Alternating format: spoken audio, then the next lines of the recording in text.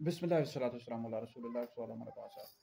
क्या बच्चे का नाम हाशिर रख सकते हो? हाशिर का मतलब क्या होता है? देखिए, हाशिर नबी करीम अलैहिस्सलातु वस्सलाम का सिफाती नाम है और इसका मतलब होता है जमा करने वाला। लिहाजा बच्चे का नाम हाशिर रख सकते हैं। तो लिहाजा जब भी नाम रखें तो अम्बिया अलैहिस्सलातु वस्सलाम के नाम पर अपने बच्चों के नाम रखें, या फिर सहाबा किराम अलैहिम रिज़वान या अहले बैत के नाम पर अपने बच्चों के नाम रखें। आजकल का जो दौर है वो उसमें लोग ऐसे नाम रखते हैं जो अंग्रेज़ों के नाम होते हैं, अपने बच्चों के बच्चियों के नाम रख देते हैं।